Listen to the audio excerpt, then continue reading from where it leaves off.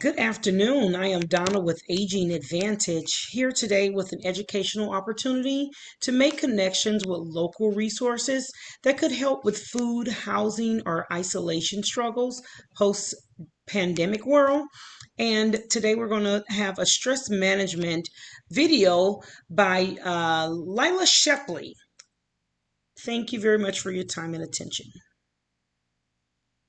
Hi, I'm Lila Shepley. I'm a certified geriatric care manager with A Plus Aging Advantage and our nonprofit Aging Advantage. Today we're going to talk about stress management. Uh, I am certainly not an expert in that. I am still a work in progress when it comes to stress management. I think we all are to some degree. It depends on the day, it depends on how many outside factors are influencing it. I mean, how do you manage stress? We all have it to varying degrees, and it's relative to our life, our situation, our day. For example, I have a job. Is it stressful? Sometimes. So now I'm going to add on to that job. I wake up and I don't feel well. Am I stressed yet? Probably not. I'm going to add on to it again. I have a migraine. Stressed yet? Probably getting close. So I wake up, I've got my job, I don't feel well, I have a migraine, and let's add on a day of dizziness. Am I stressed yet? Probably. It depends. It depends on how full the day is with clients. It also depends on the client, what their needs are that particular day, their demeanor. If they're gracious and kind and sweet, it sure makes the day a lot better. And if they're not, if they're demanding, well, then yes, the stress goes up even more because I don't feel well. I don't have that bucket of good feelings and strength to pull from. And I don't know about you all, but when I get a migraine, I get kind of teary. So I get stressed much easier when I'm not feeling well to that degree. Um, so let's go back to okay, I have a job, health is fine. So my stress level's at about 50% that day, maybe a little less. Now let's add on the scenario, and these are true, that my mother just had a brain injury. Am I stressed yet? Definitely. So now let's say that today's a work day. It's full of clients. My mom's just had a brain injury, and the phone does not stop ringing from various doctors. How will I feel? Aggravated, scared, helpless. I'm eating everything in sight. I'm getting really crabby.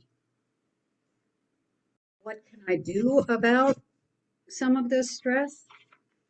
Well, at this point, not a lot because again, it's work and I need to talk to my clients and there's nothing I can do for my mom's brain injury except communicate with the doctors and make sure she's getting the care she needs. So, first day, 2, 5, yes, highly stressful. Then it becomes a little more routine.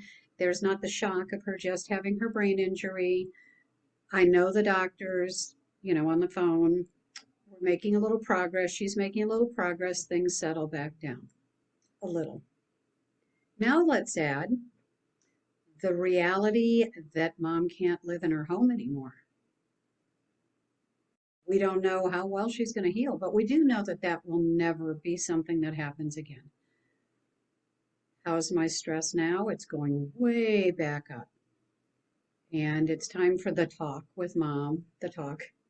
It's like taking the keys away, that she won't be living at home anymore. So there's the stress of that conversation. Then there's the stress of, the real estate agent and getting her listed and getting 60 years worth of things in her house, out of her house. How am I feeling now? Overwhelmed, sad, edgy, crabby.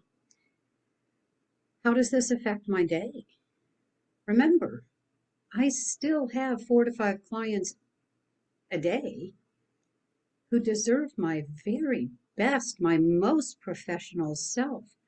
They deserve my care and compassion and my undivided attention. They deserve, love and kindness and gentleness, empathy, sympathy.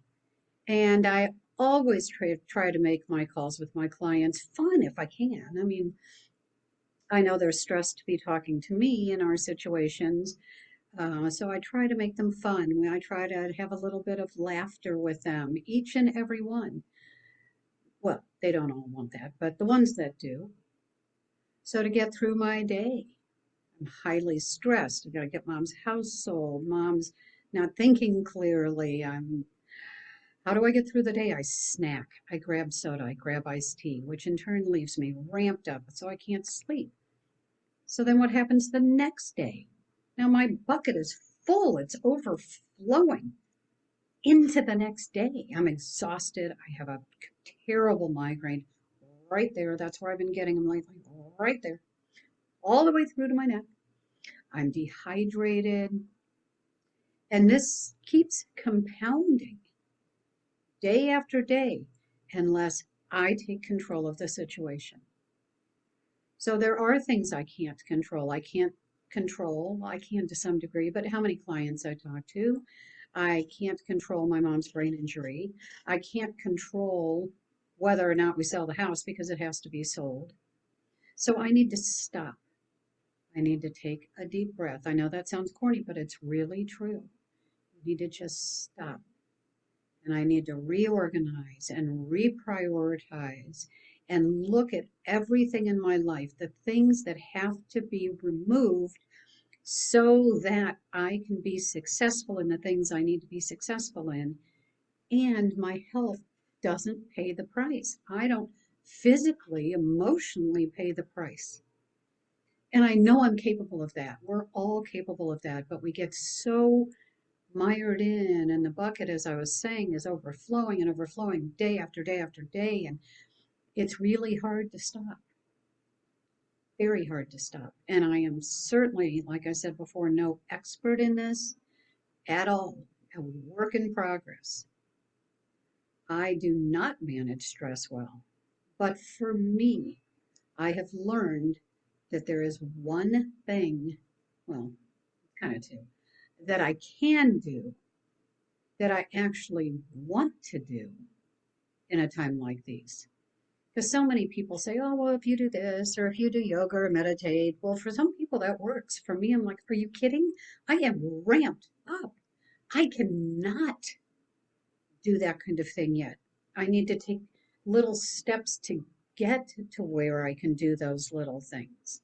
But to go from full on to that, it's doesn't come naturally to me at all. It's a struggle. So I have found though what I can do that can bring me to that place is paint. You see behind me, that's a painting. I did that the other day after a very, very stressful day with the whole mom brain injury move thing. I came home and I painted. I turn on beautiful music. Sometimes it takes me 5 or 10 songs, and I'm not exaggerating, on my YouTube playlist to even find something that's jiving with where I am. But when I find it, whatever it is, I mean, it could be classical, it could be Christian, it could be rock and roll, it could be Simon and Garfunkel. I keep trying things until I find that one thing that just instantly, I just, that sounds so good to me right now. And it can sound good in such a good way that it actually makes me very kind of teary, weepy, because there's been all this emotional buildup with stress. I mean, it happens, right? I put on beautiful music and I paint. And at least for a little while, for me, I can escape the stress and my entire system calms down. And when I'm done with that, it could be 20 minutes, it could be 4 hours, whatever my day looks like that day. Maybe at that point, for me, I'm able to call a friend and say, oh my gosh, you wouldn't believe what's going on, or text a friend, or take a walk, or even go watch TV or something else. But I have found for me that this is the most successful way during an extremely stressful time.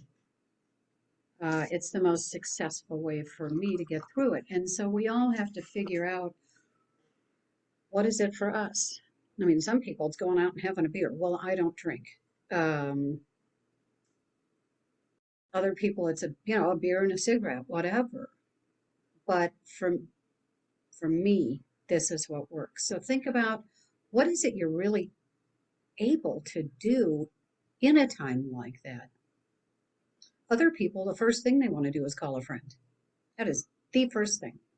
But for me, I am way too ramped up, too full of emotion, too full of conflicting feelings to actually have any sort of maybe a productive conversation. But again, you have to look inside yourself what works for you. And I found two fabulous articles. I did not write them. I am not claiming them at all, but I think they're really good. The first one, and I'm going to read it. Um, so I'm sorry if that's a little bit boring, but I hope you find the information really helpful. The first one is called Stress Management. It's written by Lawrence Robinson, Melinda Smith, and Robert Siegel. It was updated November of 2021, so current, and that's important. Stress management. While it may seem like there's nothing you can do about stress at work and at home, there are steps you can take to relieve the pressure and regain control. If you're living with high levels of stress, you're putting your entire well being at risk. I mean, do you agree? I think we've all been there multiple times. Stress wreaks havoc on your emotional equilibrium as well as your physical health. It narrows down your ability to think clearly, function effectively, and enjoy life. It may seem like there's nothing you can do about that stress. The bills won't stop coming, will never be enough hours in the day. Your work and family responsibilities will always be demanding, but you have a lot more control than you think.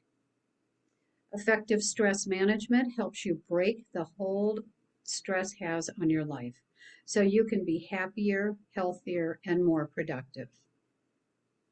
The ultimate goal is a balanced life with time for work, relationships, relaxation, and fun, and the resilience to hold up under pressure and meet challenges head on. But stress management is not a one size fits all. That's why it's important to experiment and find out what works best for you. Here, I thought I had such a great idea. It's right here in the article. The following stress management tips can help you do that. Tip one, identify the sources of stress in your life. Stress management starts with identifying the sources. This isn't as straightforward as it sounds. While it's easy to identify major stressors such as changing jobs, moving, going through a divorce, pinpointing the sources of chronic stress can be more complicated. It's all too easy to overlook how your own thoughts, feelings, behaviors contribute to your everyday stress levels. So I was talking about that bucket before and it being full and pouring over. Well, if my everyday stressors, and they're not, but let's say they were 25, 30% of that bucket, and my jobs maybe some days, not every day, but let's say 50%, I'm already almost full. Right there, I'm almost at that pouring over point, and nothing else has happened yet. So let's say my mom has a brain injury. Let's say my son calls and he's got COVID. Let's say the dog is ill and I need to rush to the vet. I mean, whatever it is, it's going to overflow that fast. Sure, you may know that you're constantly worried about work deadlines, but maybe it's your procrastination rather than the actual job demands that are causing the stress. That's really important to think about because the longer you put something off, the bigger and worse it gets. I mean, that's just the way that works. To identify your true sources of stress, look closely at your habits, your attitude, and your excuses. Do you explain away stress as temporary? Oh, I just have a million things going on right now, even though you can't remember the last time you took a breather? Or do you define stress as an integral part of work or home life? Things are always crazy around here. Or as part of your personality? I have a lot of nervous energy. I've always been like this my whole life. Or do you blame your stress on other people, outside events, or view it as entirely normal and unexceptional? Until you accept responsibility for the role you play in creating or maintaining it, your stress level will remain outside of your control. And I think that's really important to think about, maybe take ownership of, is even if you're not creating it, you might be maintaining it. This article says start a stress journal. A stress journal can help you identify the regular stressors in your life and the way you deal with them. Each time you feel stressed, keep track of it in your journal or use a stress tracker on your phone. Keep a daily log. Keeping a daily log will enable you to see patterns and common themes. What caused your stress? Make a guess if you're unsure. How it made you feel, both physically and emotionally.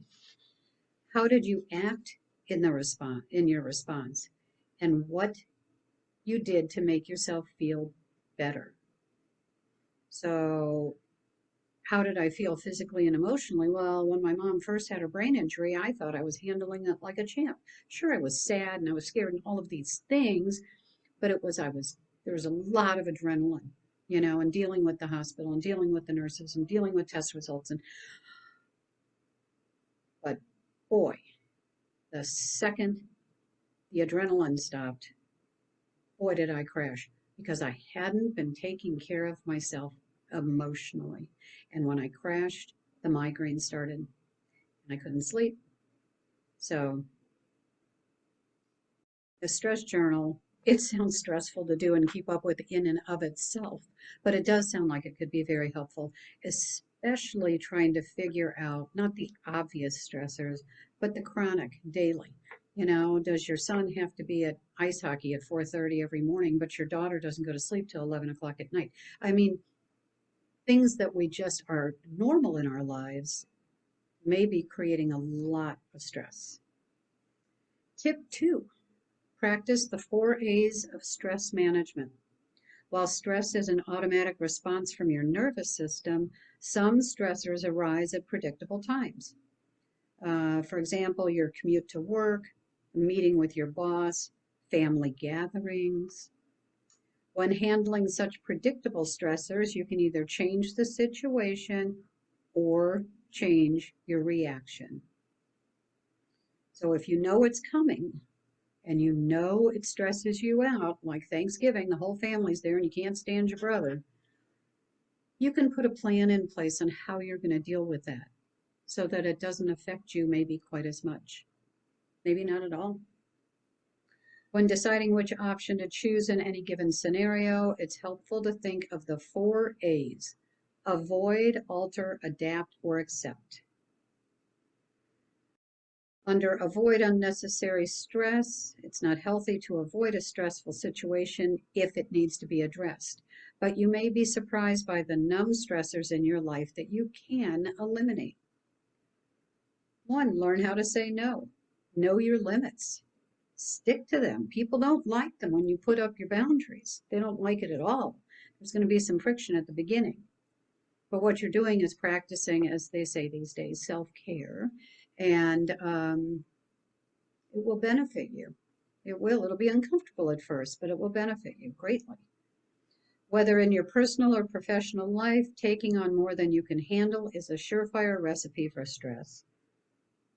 Distinguish between the shoulds and the musts and the when possible saying no. Okay, say no to taking on too much stress. Avoid the people who stress you out. If someone consistently causes stress in your life, limit the amount of time you spend with that person or end the relationship.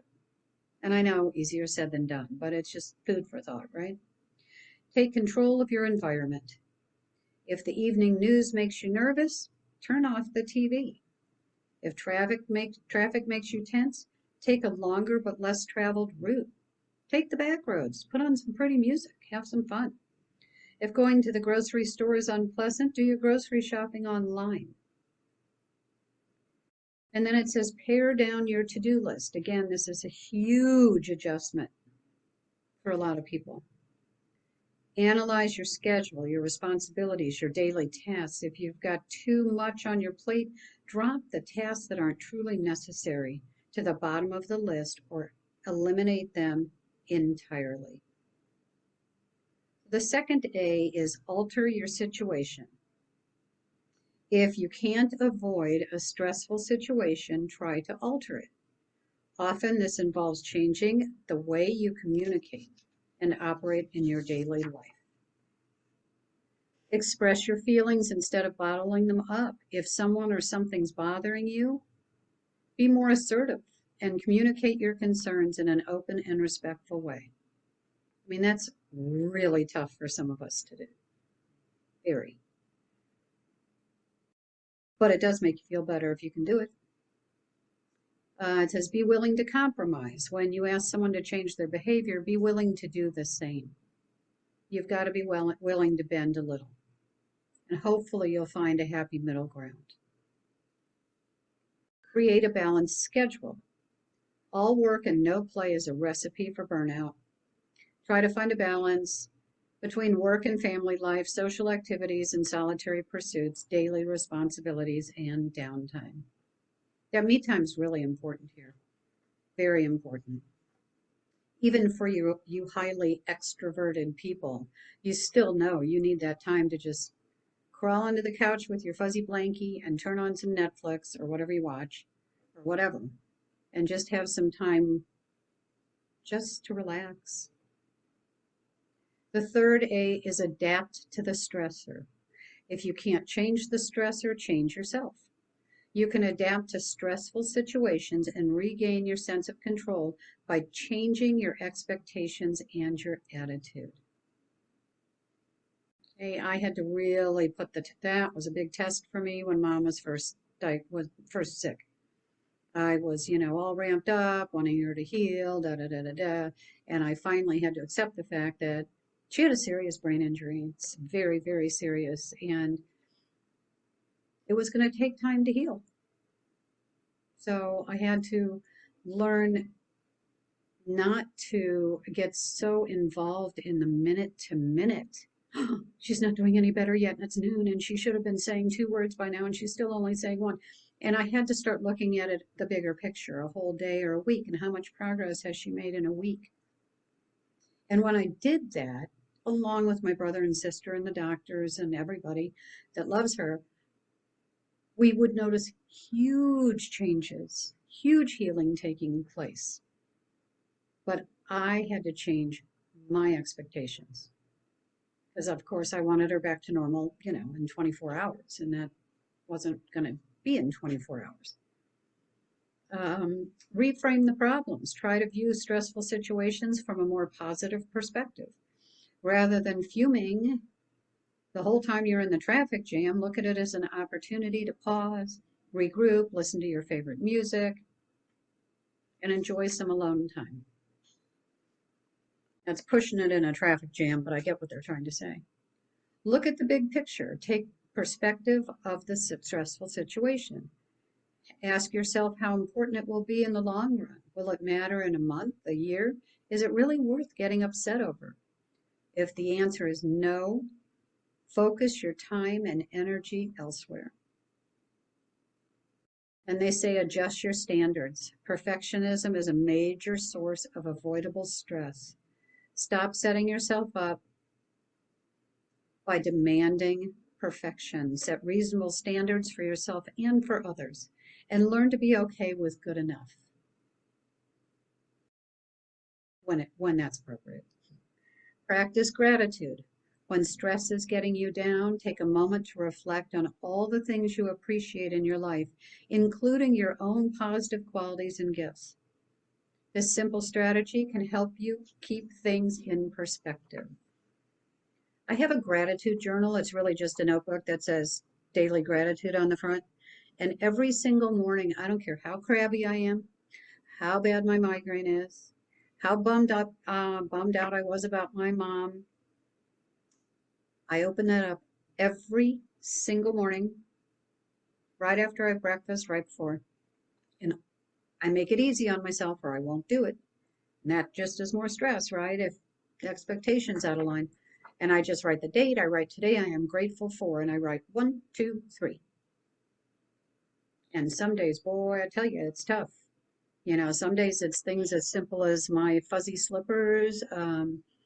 It's not raining, and I only have 3 clients today and not 4, or whatever. But I keep it really simple so that I do it every day. And it really does, not always, but usually reframe the day for me. It starts it off in an attitude of gratitude. It really does.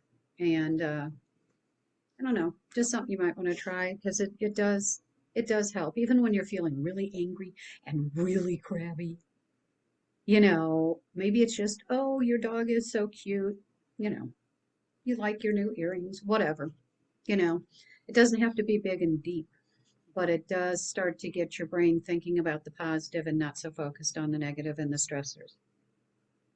The fourth A is accept the things you cannot change. Some sources of stress are unavoidable. You can't prevent or change stressors such as the death of a loved one, serious illness. This says national recession. You can tell this is current. In such cases, the best way to cope with stress is to accept things as they are. Acceptance may be very difficult, but in the long run, it's easier than railing against a situation you cannot change. It says, don't try to control the uncontrollable.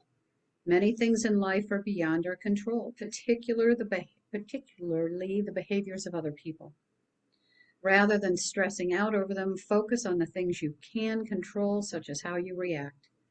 So, for example, let's say you get a really nasty text from someone. Let's say you and your brother, again, but I love my brother, we get along fine. But let's say we didn't, and I got a text from him just picking at me, just a pickety, pick, pick, pick. And he was trying to engage me in some sort of a negative exchange because for some reason he felt it was time to do that. And thankfully, my brother does not behave this way. Never has. I have a choice. I can knee jerk it and respond back. What are you talking about? You're out of your mind. Are you kidding me? I would never do that. And then he would come back saying, you've always done that our whole life. And it would become this big thing.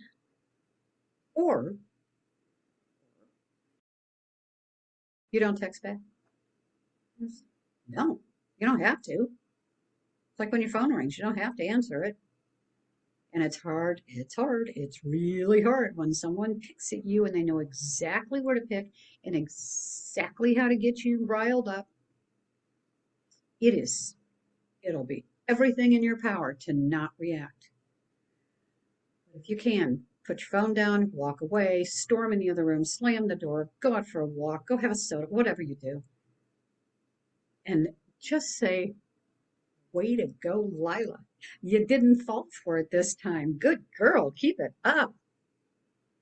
And eventually those nasty texts will stop coming because you never replied. I mean, that's no fun for him if he's trying to pick a fight and you're not there to fight with. Right? So, I don't know. Just my thoughts. Let's see. It says, talk to a trusted friend.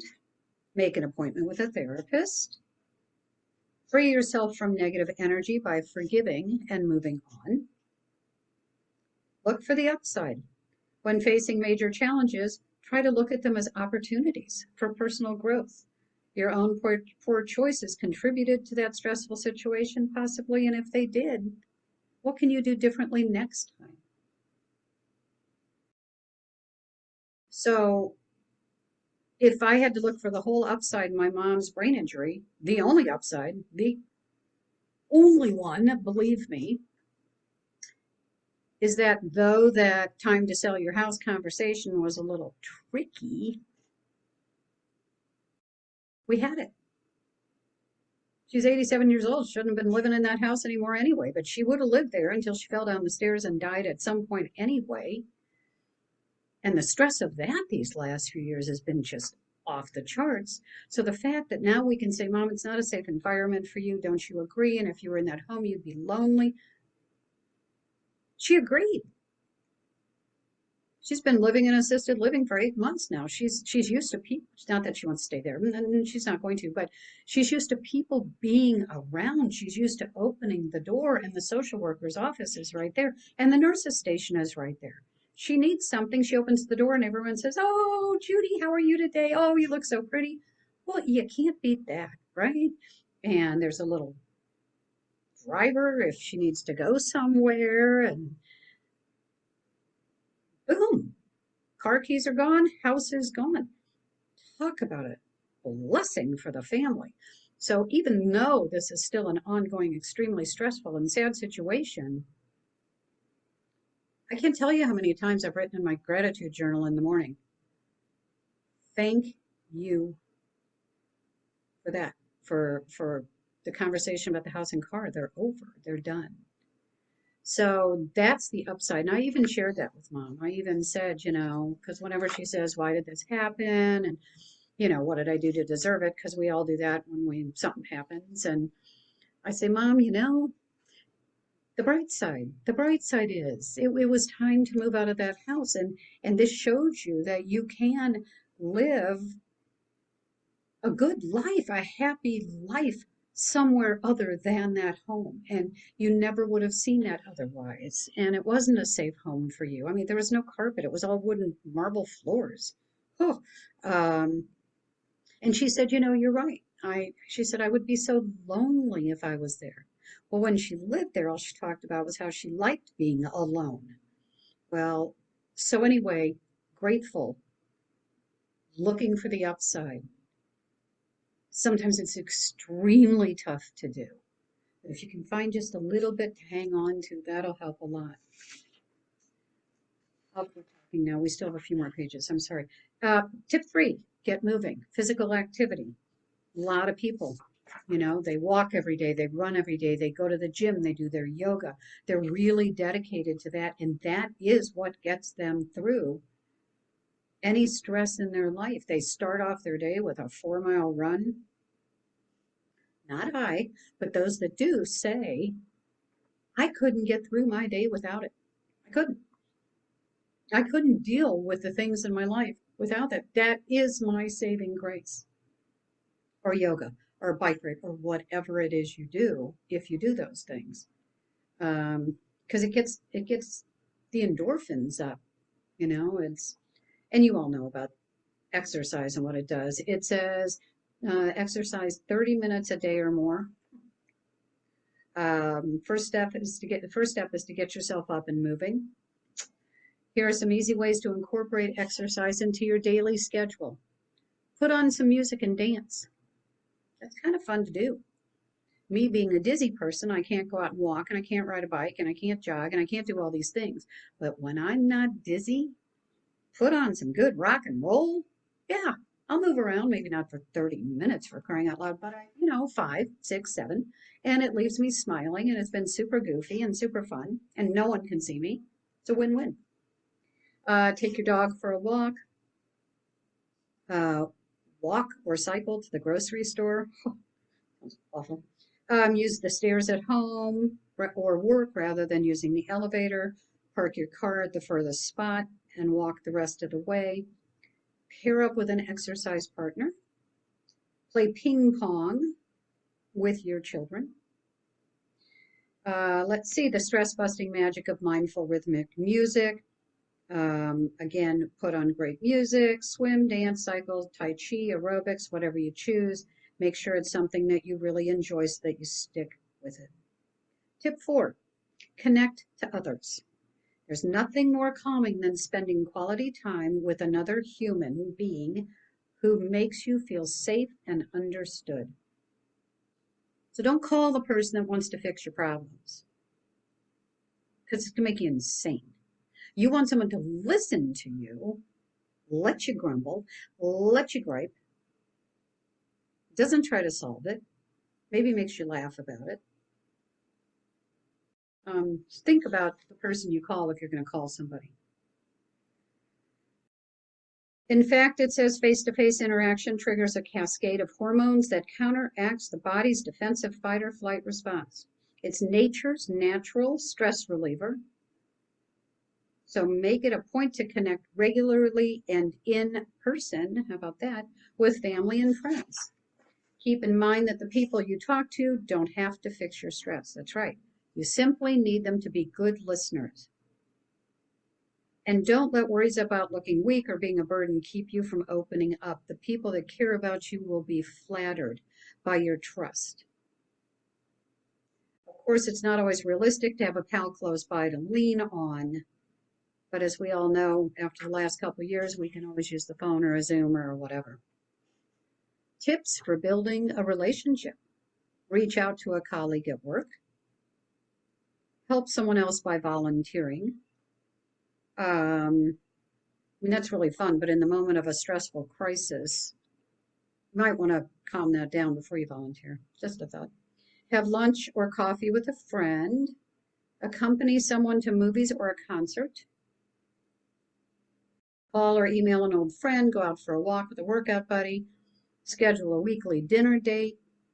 Meet new people by taking a class or joining a club. Confide in a clergy member, teacher, or sports coach. Tip 5, make time for fun and relaxation.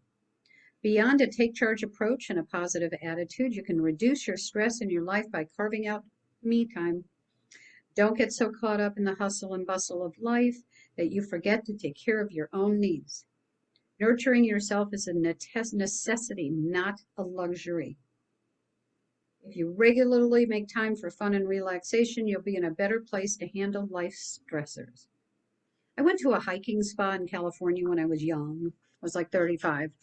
And I've never been through anything as intense in my entire life.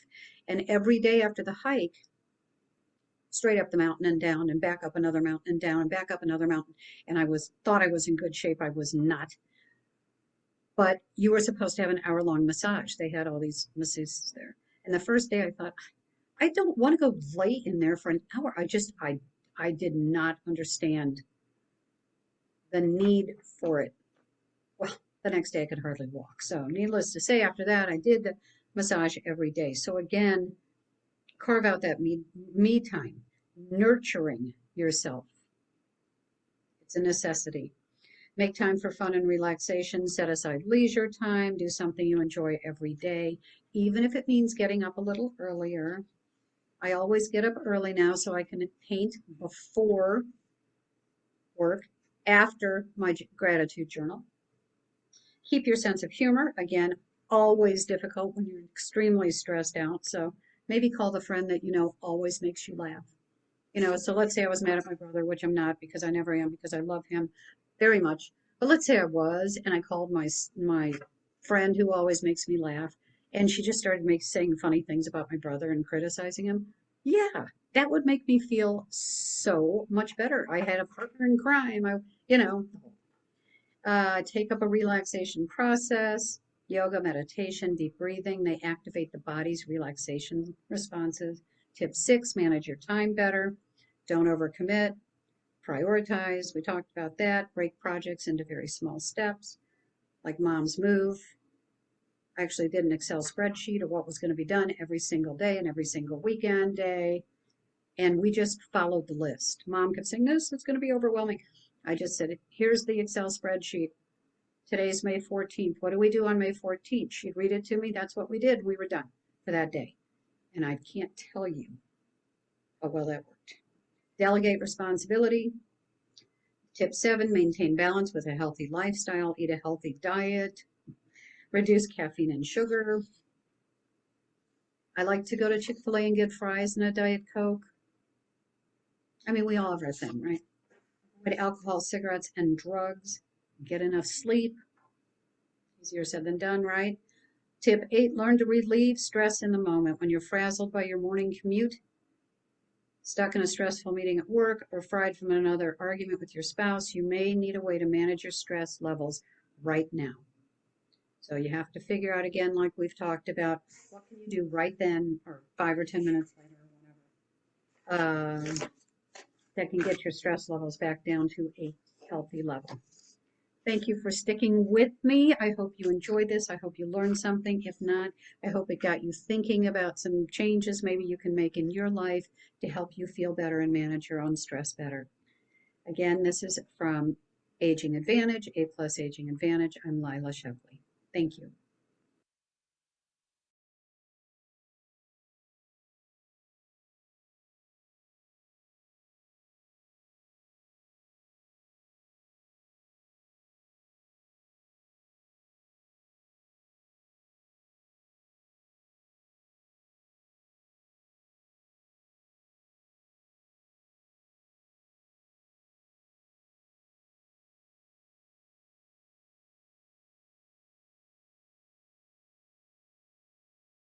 Hi, I'm Lila.